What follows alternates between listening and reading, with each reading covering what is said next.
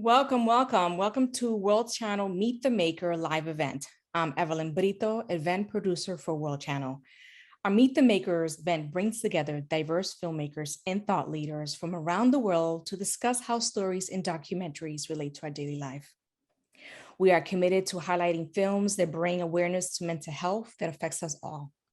For more documentaries and conversation on mental health awareness, visit worldchannel.org.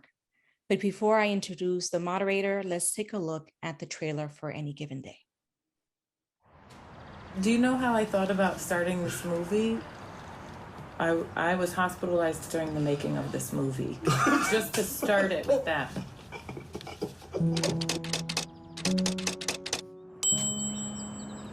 When half the mental health clinics in Chicago closed, the jail population exploded. Next time forward! I got diagnosed with schizophrenia after I got arrested, but I've been hearing voices since I was a little kid. Good morning, everyone. Entering the mental health court, you have to plead guilty. How can I be mentally ill and at the same time be a criminal? When I got to jail, I wound up losing custody of both of my children. I don't know how his memory's gonna be of me. Hi, Anthony. I've struggled with mental illness for most of my life. There's good periods, and then it comes back. When you're depressed, times moves by very slow, very, very slow. It's over. It's over. You can retreat into a place where you can't come back from.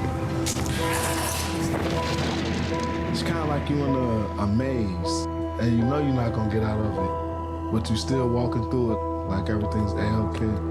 When those times come, I am that light. it's not pretty. Why do you want to know what I'm thinking? Are you scared of me? I said, call the police. I do not want to find my brother dead. Something's wrong. I'm worried about you. Margaret, I'm here to tell you, there's nothing wrong with me.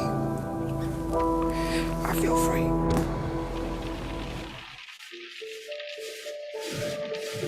Do you think we'll make it through? Yes. I don't think we can look away from what's bad. Life sometimes is sad, and sometimes it's chaotic. But sometimes life is peachy. I'm just trying to take one day at a time. You don't never know what the next day holds.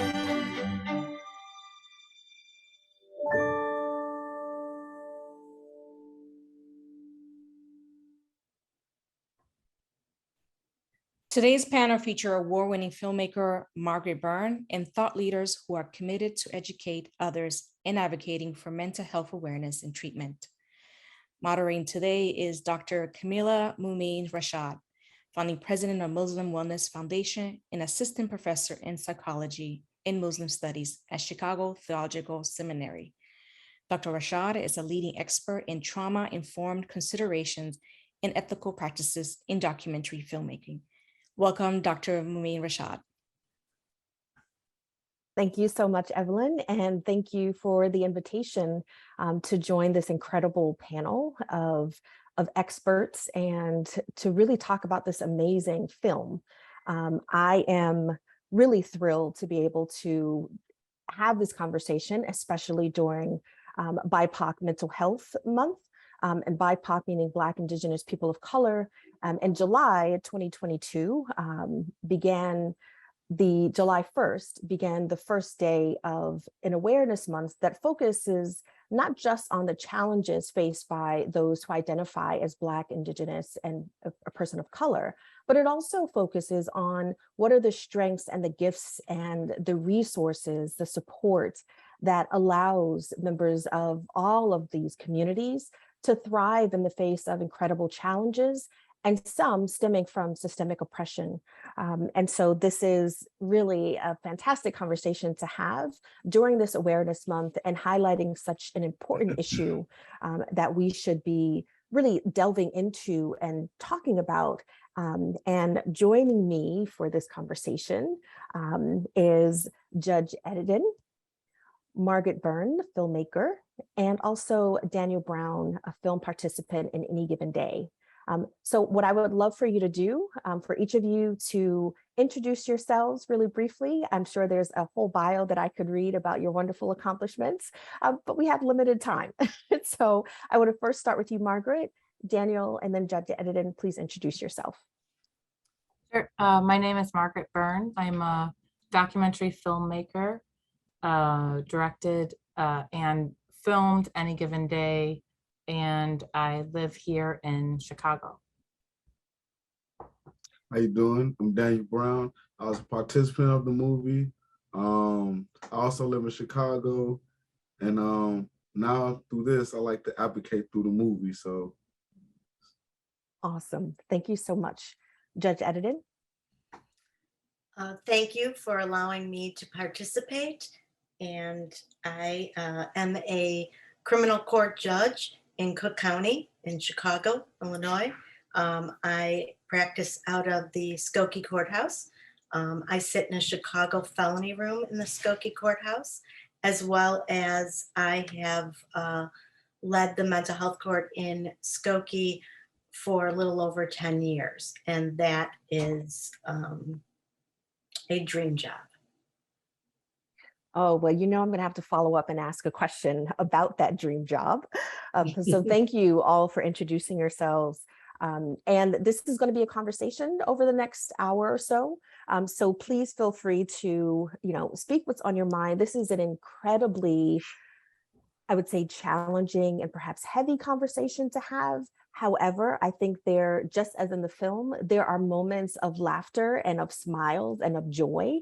So I would love for that to also come through this conversation, that we can balance both the difficulty of this topic and how it presents in all of our lives, as well as those moments that really push us to think about the blessings and the reward of the work that we do and the advocacy and the experiences that we've had. I would love to begin with you, Margaret, just to give the audience and all of us a refresher on, what is Any Given Day, right? What is sort of the origin story of this film? Yeah, so Any Given Day, it's a documentary feature filmed over 5 years. It's about 3 people that I meet in the mental health court, in Judge Edidin's mental health court. And, through filming their lives through the mental health court program and in the years after, you see in the film that I myself confront my own mental health struggles. And I started the film back in late 2014. And at the time, the Cook County Jail had become the largest single site mental health facility in the country. And so, because this was so personal to me, I really thought about, well, what does that mean for the jail to become the safety net for people once, these community centers close? And so that was really the impetus for the film. And you mentioned that you filmed over 5 years. So can you tell us a little bit about how you connected with each participant, the reasons why, and perhaps a little bit about how your relationship with each person, and particularly Daniel, who's sitting right next to you, shifted over time and through your own experiences that you share in the film? I mean, I think if you're in somebody's life on that level for 5 years, then they're mostly kind of like family. It means you've been through a lot together. We've shared a lot together. yeah, I mean, what was the 5 years like for you? it was pretty good actually. It had its ups and downs. A few times I had a couple episodes, but for the most part, it was good. She's good people too. She's genuine, and I like that. I go off of feelings and vibes, and she passes off a good vibe. So can I follow up a question on that? Over 5 years, right? And I'm sure you see yourself sort of grow and age over the film, right? Yeah.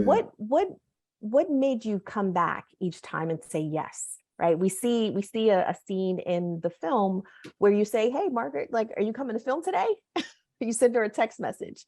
What kept you saying yes to documenting your experiences through Margaret? Because it didn't seem like a burden, and I didn't mind it at the time. I didn't mind it. It didn't seem like a burden, and what else was there going on with me? I was in the nursing home, so I was like, hey, this is a chance to get out, do something I've never experienced before, and maybe change a couple people's feelings and lives and way they treat and approach things and mental health and so forth. So it was a lot going on. So I had no problem saying yes.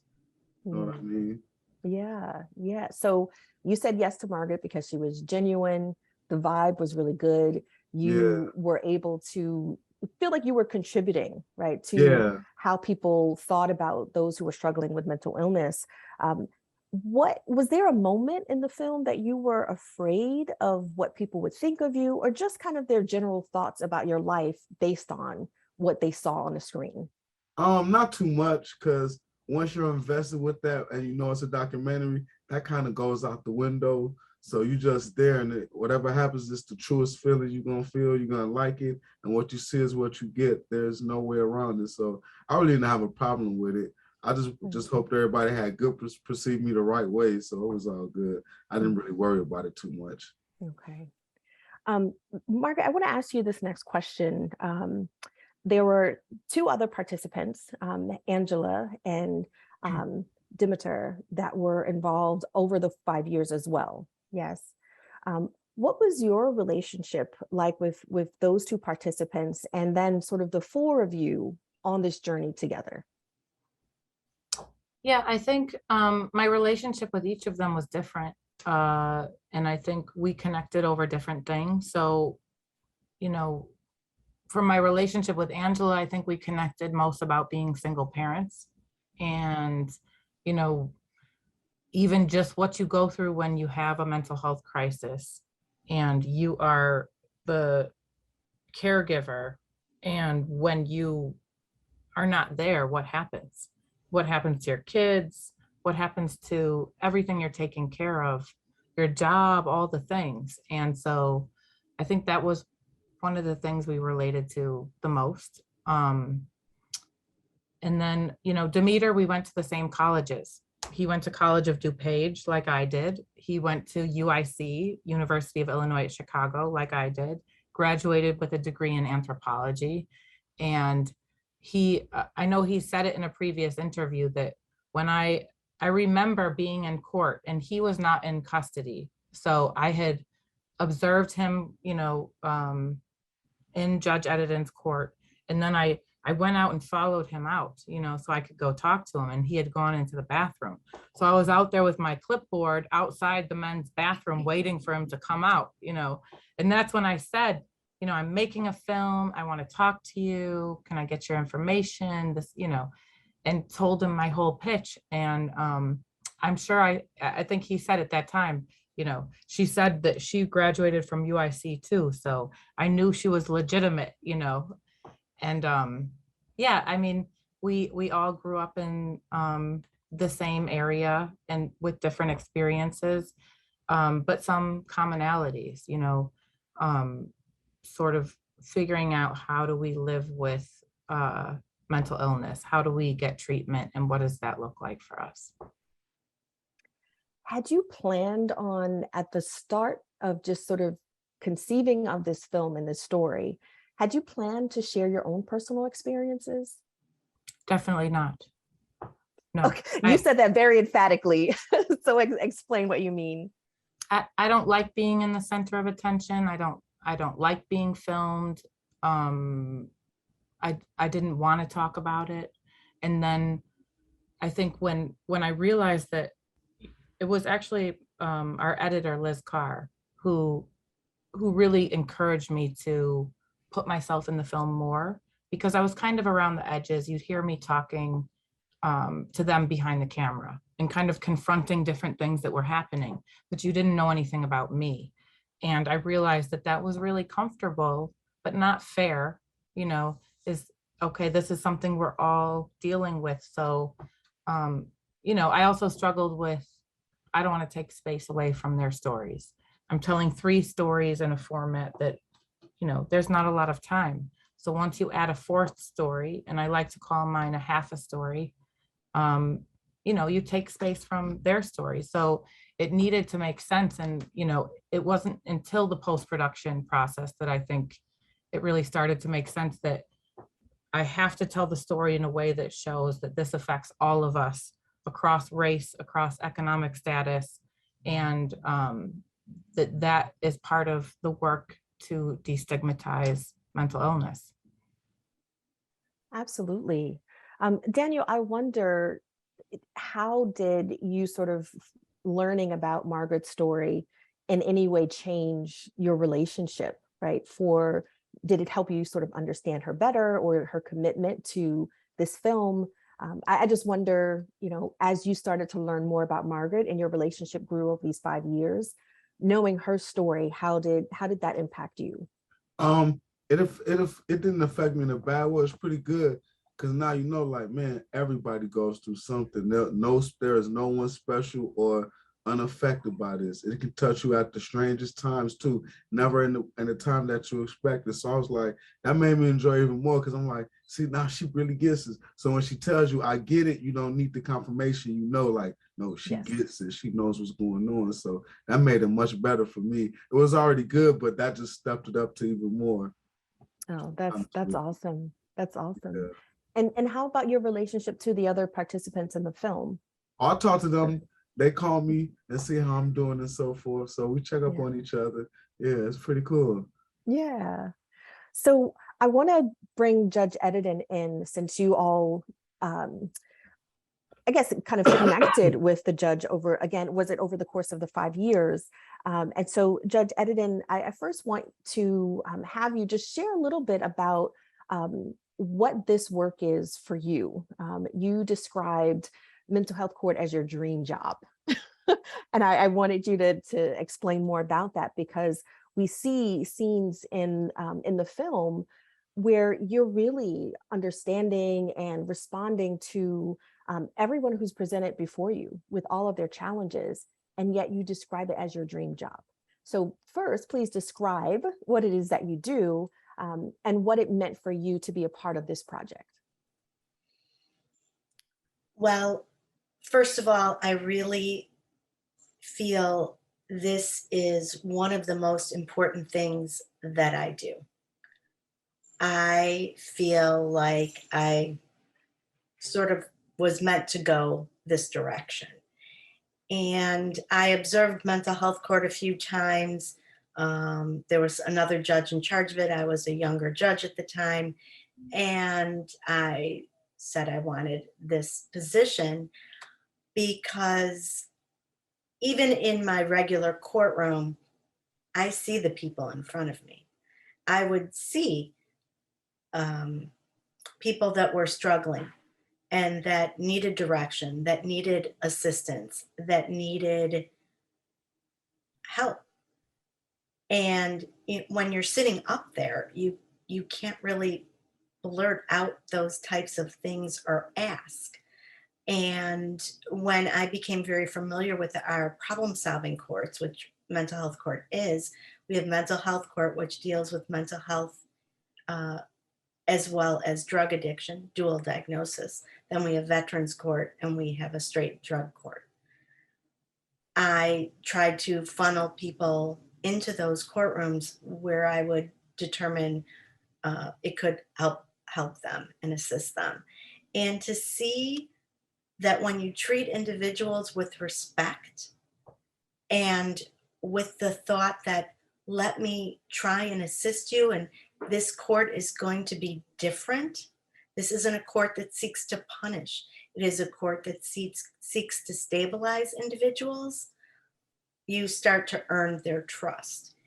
And sometimes it's hard to earn trust. But if you keep at it and you work hard with your team, and I have a mental health court team that is excellent, we form a bond as well. And then we can assist people, and they do the work. We guide them there. It is their hard work, but their lives are changed. They have a better understanding, and they feel like they're seen and heard, which, they haven't been in the, most people that come in our courtrooms have long criminal histories, and they never had the option of this type of court when it could have been helpful a long time before. But then they learn that there is help and that we are there to provide. And so given, I think, what sounds like the enormity, right, of what you do, just the potential for someone's life to be transformed in this way, I wonder what that moment that Margaret described that sort of catalyzed like her desire to make this film, being the closing, right, of mental health support and facilities, and that it leading to somewhat of an explosion in the rates of incarceration and detention of individuals.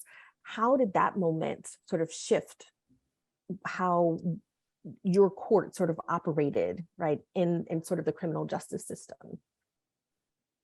My mental health court? Yes. Well, mental health court is designed to do what I stated, to stabilize, to treat, to help with housing, insurance. You know, a lot of times when people come to see us, they're alienated from their families, from their friends. And once they stabilize and they reach out, you know, things start coming together. And, you know, that's how mental health court runs. And I learn something new every time I'm in mental health court. Most individuals in my mental health court have PTSD or post-traumatic stress disorder, and they need trauma counseling. And that is probably the most difficult thing for people to speak about. So sometimes they'll be in the program for a year and a half, sometimes even 2 years. I had somebody who was set to graduate at my last graduation who violated right at the end. And then I had a conversation with her, and she'd never discussed this aspect or felt comfortable enough to. And that was her outcry that her journey wasn't done. So now she's in that counseling, and she's very positive about it. So everyone's story is a little bit different, just like us, but there's faith and there's hope. And I really hope that you can see that in this documentary, because as long as we're alive, those two things are there. We just need to work towards them. Absolutely. And I really want to lift up what you just described as faith and hope, and that being just something, faith, hope, and respect, right? You said having people receive that from you, and perhaps they've had really negative experiences standing in the courtroom. Perhaps the courtroom itself, that place is triggering, right? It brings up so many unpleasant memories, but then now standing in your courtroom and being guided and being supported and given resources is, I wonder if there's some misgivings at first, like, is this for real? So I want to ask Daniel about your experience in mental health court, and Margaret, as you're observing and filming in court, how did you experience that faith, hope, and respect that Judge Edidin described? I'm not gonna, like, she has her way of dealing with you, but she helps you a lot. But like, I had a lot of ups and downs when I was in her court, but she didn't judge me. She talked to me, and she helped me out like a lot. I owe a lot to her. And I never had a chance at this program, like she said. Like, it's a very helpful program, and she does a great job at it. Like, I'm one of the good stories that came out of that court, man, for real. You are. Yeah, I would say, you know, I've had the opportunity to film in a lot of courtrooms in Cook County and in, you know, just regular criminal courts. And I'd never been in a courtroom where a judge was so understanding. And so that, I think, is what really I was struck by. And then also just how does it work to get treatment through the court system? And so sort of bearing witness to that and understanding how that works. And also just, you know, thinking about, you know, people with mental illness, there's a point where you lose your autonomy, and that's the tricky part. And I've seen Judge Edidin use, you know, the court and the jail even as a way to help stabilize people when they were not in a good place. And I don't know if Judge Edidin, you can speak more about that, but that's where I think it's just so complicated, you know, the intersection. It is very complicated. And in fact, we're dealing with somebody I was dealing with it. You know, mental health court doesn't end when court ends. We have a team chat and we react. Any vacation I've been on since I've been in this courtroom, I'm reacting to emergencies because I want to be the one, I know the individuals. Even if another judge is sitting there for me, I want to know that they are following sort of what I've laid out because I know the people in front of me. We have somebody right now who we are very afraid for his well-being and the well-being of others. And we've tried to get him into a couple different places and he keeps running away. And his family's afraid of him and how he's behaving. And I believe I may need to take him into custody. He's already in the program. It's what we call a sanction. I don't like to do that, but at this point we feel he is a threat to himself and others. And he's not staying in the places, not even in a hospital, to readjust his medication or try and determine what's going on. It is not the best place to do that, but sometimes there's just no other option. And so once we can get them stabilized, and a lot of times they're taking medications or illegal drugs that are affecting their mental stability and how their prescribed medication is reacting. And you can have a really bad reaction and you don't know what's going to happen. So unfortunately, you do need to do that. And as soon as we get them stabilized to the point where they can understand, we're going to need to put you into this program inpatient, and that they're willing to do that, we get them out into the next program. We have places to go. We put him in and he ran. And now we're in a dangerous situation. So we really, every case that we handle in mental health court is individualized. Everyone has different needs. Some people react to how speaking to them one way or another, and you just need to learn them. And, you know, Daniel, I don't want him to feel, everyone has ups and downs in the program. There's almost nobody that flies through, and that's life. That's because we're all dealing with life as well as our illnesses and trying to balance them and learn how to live with this illness. And it is doable. It's okay that there are ups and downs. It is to be expected. And I want people to understand that in the documentary, you will see that. And it's a part of the journey. And it's a part of the journey because individuals realize how they want to live. And no, I don't like these ups and downs. And I'd like to try and make them less frequent and learn how to. And individuals like Daniel, they really, you know, they have to want to accept the help. And, you know, Daniel did great. He changed his life. And it is so wonderful and heartwarming to see. And that's why it's a dream job. Thank you so much, Judge Edidin. Daniel, I want to follow up with you because the judge mentioned sort of balancing, you know, your autonomy, right? Your ability to make decisions about your life and the direction that you would like to go. And also the advocacy, right? Wanting to provide support, because I believe what the judge is describing is that she sees the potential, right? She wants those emergency crisis calls. I'm sure your family might think differently, but you know, sort of you've seen the person through those ups and downs, and you want to be there to provide sort of the next step in support. So Daniel, I wonder how can you describe what it feels like for you to receive the support, right, in a very different way through mental health court, And also there's a certain degree of monitoring, right, that you have to accept.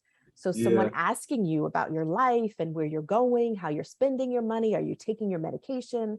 So describe sort of what that balance is, like wanting sort of the independence and autonomy, and also that there's a certain level of regulating of your life that you have to accept. Well, it was a point in time where I was homeless. So I was that on top of the probation, and on top, like when I first got the program, I was homeless. When I graduated, I got my own apartment, and it's been looking good ever since.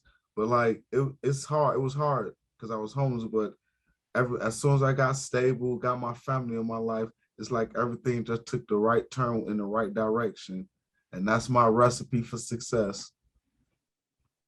So describe a little bit more about that recipe, because I'm sure that there's someone watching who perhaps need the support, right? They want the resources, but they're like, I don't want all these people in my life. I don't want a judge telling me what I have to do and where I can go and all these conditions. What would you say to that person who's watching? If you're trying to get your life together, just go with it. Just go with it. Trust me, it's gonna be the best thing you ever did. Just go with it. Everything in life doesn't come just easy peasy like that. You have to put up a fight for what you want. The harder you fight, the better it's gonna be at the end when you come through with it. That's probably what around the lines I hit with them.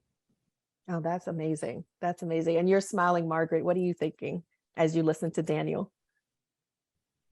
I mean, I'm just glad to see him in the position he's in today, and not just, and also that he's been maintaining his stability with his illness for years now.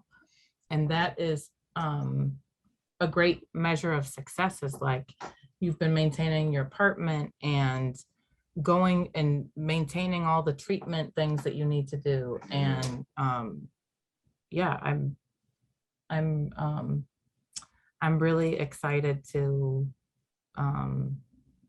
see what is next for you. Yeah. What are you most excited about, Daniel? I just want to follow up on that before we go to another question. As far as what? Just where you are, what Margaret described as like the stability and the way that you've been able to maintain. I started at the bottom. I'm not all the way at the top, but I'm closer than I've been in a long time. And now that I have that recipe, I don't falter from it. I follow it no matter how it's gonna make me feel or whatever. I just follow it and keep the right people in my life. And that's about it. Absolutely. And you mentioned, Daniel, being able, once you had some period of stability, being able to have your family back in your life. So I want to ask a question of all three of you about how significant family members, like your support system, is to you being able to move through sort of your journey of recovery and healing. So Daniel, tell us about your family, your sister, especially Bridget, is featured in the film. Yeah, that's my sister. I used to live with her too. She's my older sister, so I used to stay with her. Like me and her kids, my nephews, we more like brothers because we close to the same age and we kind of grew up together. So it's different. Like I love her to death. I love her to death. I love all my family, but me and my sister got a special bond. Man, our bond is unique. Yeah. And I remember I remember your sister talking a few times about how she lost touch with you. Yeah. And that's the time when you were homeless, is when you weren't in touch with your family. Yeah. And I see how much your family brings to your life. Yeah. You know, like you go over there every weekend. Yeah. Yeah. Definitely. Yeah. And I would say that my family absolutely has been my safety net, and has been my support system. And without that, I don't know where I would be, you know. And I think, you know, culturally, we live in a world where if you don't have that, you're kind of screwed, you know, because there aren't really safety nets in place. You end up in jail. And from there, you don't, you know, you're lucky if you get in a mental health court. I mean, you're very lucky if you get in a mental health court. Not that many people get into these courts. So you're lucky if you're able to get on a path that is going to look at you as a whole person in that kind of criminal justice setting. Because from what I have observed, being in all these courtrooms, that is not typical. And I want to follow up on that, just to understand better about how mental health court works. But first, Judge Edidin, I want to ask you that question about the role of family in the stability and sort of the healing journey of the people that present before you in the courtroom. Unfortunately, it has a twofold effect. You can have family members that are supportive and helpful. And then you can have family members that are toxic, that are using themselves, illegal substances, and sort of throw you off of your journey. And so we really need to take a look, and what our team does is they reach out and speak to the family members. They do home visits. The probation officer does home visits to see what type of place people are living and how their family is and what is the interaction. Because sometimes instead of bringing them together, we need to sort of separate that because it is too toxic. It's not always, but it is very important to determine which it is in order for people to go through the program. But more likely than not, they are supportive and they're going to be a help. And then we just have to try and determine what type of help they want to be and how they can help. And the team really works hard at that. Mm-hmm. So I want to pick up where Margaret mentioned that, you know, having the opportunity to engage in mental health court is something that is quite rare. It sounds like that it's not rare, but it's a very unique opportunity that not everyone gets a chance to engage with. And the way that you describe the support team for the individual, for the family, the resources, it leaves me wondering, why don't we have more of what you're describing? Funding is part of it. And you know, it's a very difficult question to answer the exact reason why, but we have 20 problem-solving courts in Cook County. That is a large amount. And we're constantly trying to seek funding. But putting funding aside, we don't take violent offenders, and it really needs to fit under the statute, the mental health court statute of what we can accept. And now there are exceptions, and when we can make those exceptions when they may be reasonable, we do. But there are a lot of people that talk to their attorneys, and their attorneys say, hey, you can get in this courtroom, you can get out of custody, because a lot of people are in custody. And so some just want to come in and they say, well, Judge, I don't want to do anything. I just want to get out of custody. So obviously they're not ready for the journey yet. So they need to be ready. And sometimes when they find out what it entails, they're not there. They're just not at the point where they want to accept 2 years of probation, going to all the treatment, not using illegal substances, you know, and they don't want to do that yet. And that's okay. It doesn't mean that they won't come back. And we always say that, okay, if you change your mind or if you come back into the system, you know, this is something that you might be accepted into. So that does happen too. It may not, you have to be ready. Yeah. You have to be ready. And everyone isn't ready. And I've had people that have graduated and then fallen off a little bit, and I've taken them back and readjusted. We have an individual right now who is very ill. He was completely over medicated, had a bad reaction. He came back and begged me to come back into the program when I didn't even have mental health court. He knew where I was. He found me and he said, please take me back. I've changed. And we talked and I realized he was on no medication. Wow. So he didn't need what they were giving him. He had a little bit of traumatic brain injury as well. And so the medications had a very bad reaction on him. And he does much better with structure by working. He has a stabilized home now.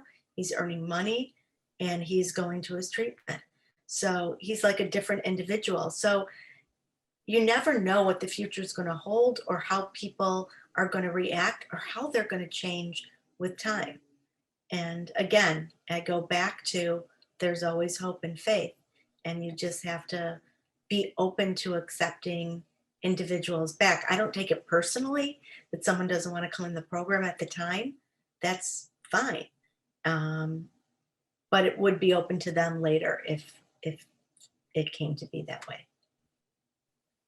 And it's such a breath of fresh air to listen to you talk about the court and your work and how it does have such a positive impact. And also that it isn't linear. It's not a straight line, right? That people will have the ups and downs. It's life. And so I wonder, what would you say to those who perhaps don't understand that aspect of recovery and of mental illness and say, well, what about the recidivism? What about the people who keep coming back to court? What is sort of your short answer to those who don't understand that aspect of the journey for those individuals who really need the court? There's some that may never understand, and that's okay. We can't get everybody to believe or think the same things. There are people that just don't and won't. But overall, what I say is life. What is your life like? Is it always going up? Is it always even? There are ups and downs. There are things that affect all of us every day. With this pandemic, the numbers of people in mental health crisis, of overdoses, of hospitalizations for mental illness, they're skyrocketing. And we need to deal with that, and we are dealing with that. So what I say is, I don't know many people whose life is always on the up and up. Life has ups and downs, and this is our participants' life, and it's going to have ups and downs, and that's okay. And that is part of the journey. Things happen. People get triggered. Somebody could die. Somebody, so many things can affect people. But when they're in the program, we learn what affects them, and then we try and help them with that, of being able to establish what their triggers are or what can lead them back down the path so that they may be able to develop a forethought and, try not to always veer off of the cliff. Maybe the veer is just slightly, or I need more help, or I need to reach out to my therapist or my sponsor or something to that effect. And they do learn that they learn that. And it's a wonderful thing. And we have to, as a community, open our hearts and open our minds to things we may not know about, accept them, and respect people's differences. That is a profound takeaway. And I hope it's also a takeaway from the film. So I want to ask you, Margaret and Daniel, what do you hope is, if there is no other takeaway that someone watching the film can understand, what would you hope that they would learn by the rolling credits, right? They've watched over 90 minutes of these, sort of a day in the life, right, of these fantastic participants that were willing and vulnerable enough, right, to share their stories with the world. What is one takeaway that you hope people would leave the film with? I think they should leave the film with a little bit more compassion towards mental health and things of that nature. Because right now there's a look towards it like, oh man, let's get away from that. I hope this movie breaks it up like, no, we're real people too, and we go through things just like you. It may not be to the same level, but it's still up and down. So I hope they feel that and notice that and get more compassion in their heart. And I just want to say, I think it's really important to understand that Margaret, Daniel, Demeter, Angela were extremely brave. And what they did was show the world what mental illness looks like and how they can succeed, and that they are people and that they are worthy of compassion They are worthy of having the best lives that they can. And I just can't emphasize enough, especially Margaret. I met her in the beginning because, I was not so keen on being filmed. And, Margaret really won me over, but Margaret was very brave. She's very strong. And this film, I hope, shows everybody that. And again, my participants, I feel like they're part of my family, but Danielle, Demeter, and Angela, so brave, and they made this film what it is. And Margaret, before we move to some of the questions that folks are asking in the chat, what do you hope is that one takeaway from the film? One takeaway from the film, I think. I mean, one thing is that little things matter. When you ask, how did you develop trust? It's like, well, you just be genuine. You just be a human being. You, when you say you're going to show up, you show up. It's little things like a phone call or a visit that can change so much. And so I think just being present and showing up for people is one of the biggest messages in the film. Absolutely. So being present, being compassionate, being genuine, having faith and hope and respect, right, for each individual, and honoring their journey, right? Wanting to advocate, but knowing that I think Demeter said in the chat that life is not a box of chocolates, it's a box of choices. And so I wanted to lift him up since he's listening and tuning in. And, hopefully that the film humanizes, right, the challenges that people have. And so being about your word and showing up when you say you're going to show up, and being present really, really does make a difference. And one other thing I think is that, your mental illness is not your identity. You don't say like, I'm a walking high cholesterol, but you do say like, oh, he's a schizophrenic, so to put that label on somebody, but having schizophrenia doesn't look like one thing. And being in mental health crisis is just one piece of the journey of maintaining and being in recovery with your mental illness. So that's what I hope the film shows, is that it's not an invisible illness. We do see it, but we only see people when they're in crisis. And so you're not seeing the whole person, and you're not seeing the whole illness. You're just seeing the crisis. And so this is really about what it looks like holistically, I think, for the individuals going through it. And if you'll allow me, I'll add that even watching the film is also about the kinds of support that people can access, right? Both when they're in crisis and when they're doing well, right? When they want to celebrate and really be connected with other people that are important to their life and their journey. So this question that was posed by someone who's watching was, how can citizens or taxpayers advocate for mental health facilities and for programs in their own cities and states and locations? So perhaps Judge Edidin, you can respond to that, but I would also love to hear from Daniel and Margaret about that question. I think that we need to work within our communities, and it starts at home. They say it takes a village. It takes a village, and to advocate for wherever you live, your local leaders, you start locally, because there's people in every location that need assistance. Treatment is very expensive, and people need to know their avenues, and it needs to be readily accessible. And so much of it is online now, and there are so many individuals that don't have access to that.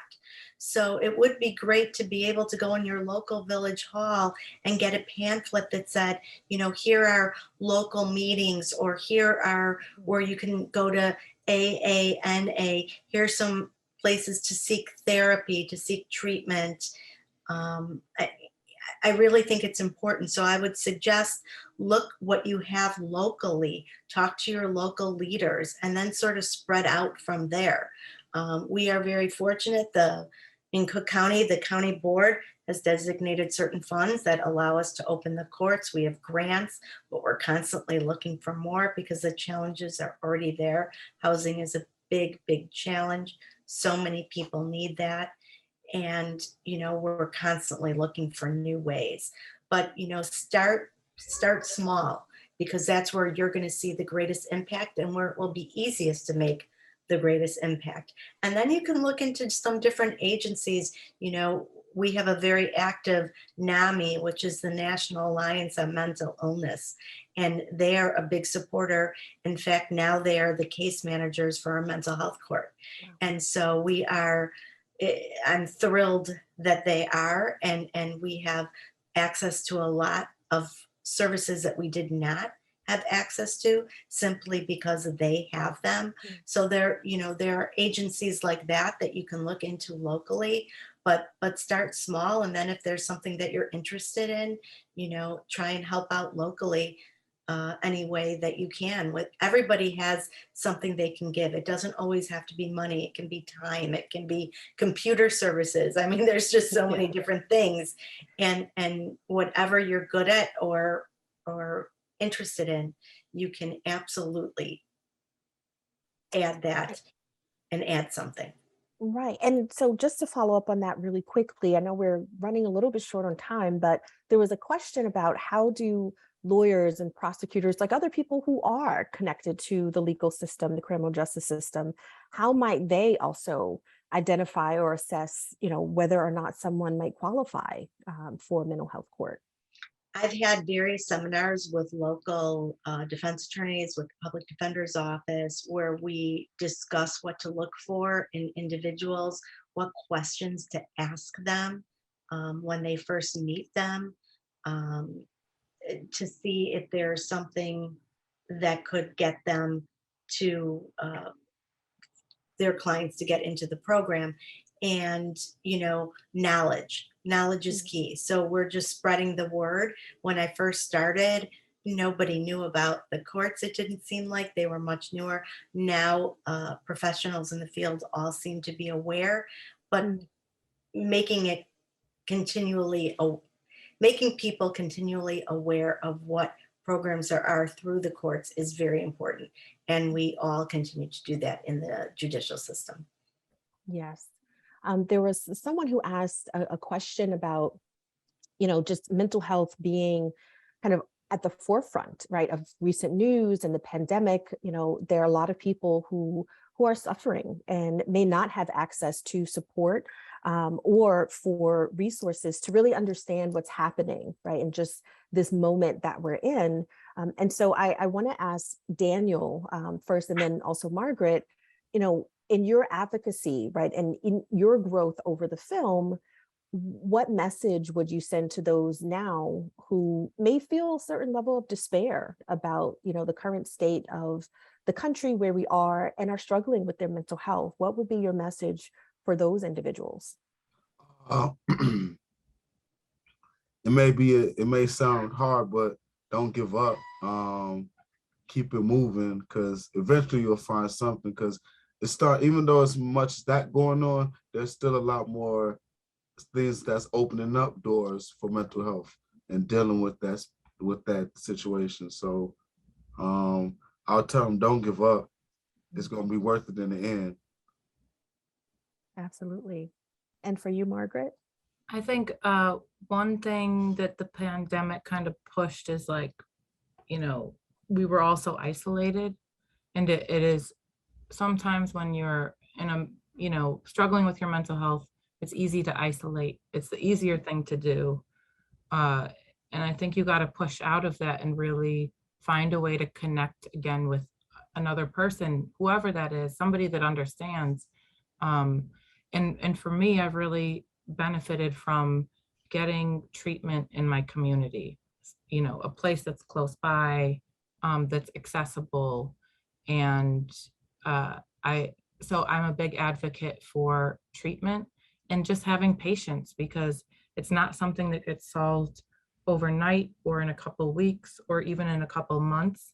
It may take years, you know, but it won't feel the same, you know, as it does today 3 months from now. It'll feel different. So I do want to ask, let's imagine for a second that this film does exactly what you hoped it would do, right? Those key takeaways around faith and hope. And Daniel, you said never giving up, hanging in there, right? Even when it's hard. Let's imagine for a second we're living in that world, right? Where the film has done that job, right? What would you say is different, right? You wake up and the film has made the impact, right? That you hoped. What's different? What's different for the lives of others who are living with mental illness? I think a lot more people have come to the forefront and come to it ways to deal with it. Because a lot of people are scared because they think the worst, like, oh man, I tell them I got mental, they're gonna throw me away in the hospital. And so I think we get that and they get the grasp of it, they'll feel more open to talk to people about their mental illness and things like that. Because I had issues with that, but now I'm cool. I don't mind talking about it. But there was a time I was like that. So that'll be the best thing ever. Absolutely, I agree. And for you, Margaret? I was going to say the same thing, me being more open about it. People just being more open about it, it's a regular normalizing, talking about it, having parity with, your physical health and your mental health, in regards to insurance and coverage, and we would live in a world where we live in a country where we have such advancements in how to treat mental illness, but everybody forgot about, well, how do we get that treatment to people? And so I think I want to see a world where the delivery of services works for the people, because that's what we're missing. And it doesn't matter if you have all these great treatment and drugs and things, and if you can't reach the people, I mean, it doesn't matter. So that's what I want to see. Thank you so much. And last word goes to you, Judge Edidin. You wake up in the world and the film has had this impact. People see your court and they're like, yes, that's what we should be doing more of. What's different for you? What are you hoping to see? I'm hoping that individuals with knowledge of and access to treatment. With knowledge, fear lessens. And there is a great fear about discussing what is affecting us. And everybody has it about something. It's not just people with mental illness.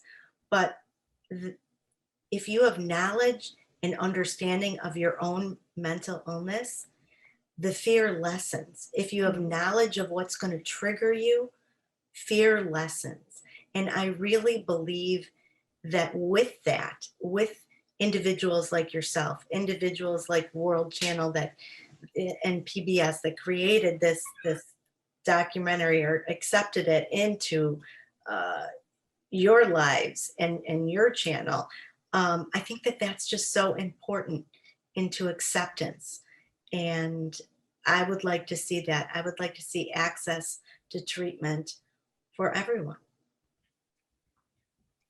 Thank you so much, Daniel, Margaret, Judge Edidin, for sharing just a small bit of your experiences and your knowledge about what we can all do, right? And it's listening, I'm sort of summarizing what you said with knowledge and access to treatment, but also faith, hope, respect, compassion, presence, right? Being able to be genuine with individuals because we're all struggling with the ups and downs of life, that those moments and those values really matter. And so I hope that those who are watching and who are eager to now see this film and learn a little bit more are able to really carry those takeaways with them. I'm going to turn it back over to Evelyn to also share more about the resources that are available. Sorry we didn't get to all of the questions, but there are resources and links that we hope will be really beneficial in people wanting to learn more about the impact of any given day. Thank you. Absolutely. Thank you, Dr. Rashad, and to all our speakers for this insightful and impactful conversation. Yes, Any Given Day is now available right now on our World Channel and our PBS app. So please be sure to subscribe to our YouTube channels for more films and filmmakers interview. So mental health battle is not yours to fight alone. 1 in every 5 Americans copes with mental health on a daily basis. If you or your loved one is looking for support, resources are here to help. To learn more about World Channel, visit worldchannel.org and sign up for our newsletter. I want to thank everyone for being here with us this evening, and have a great evening.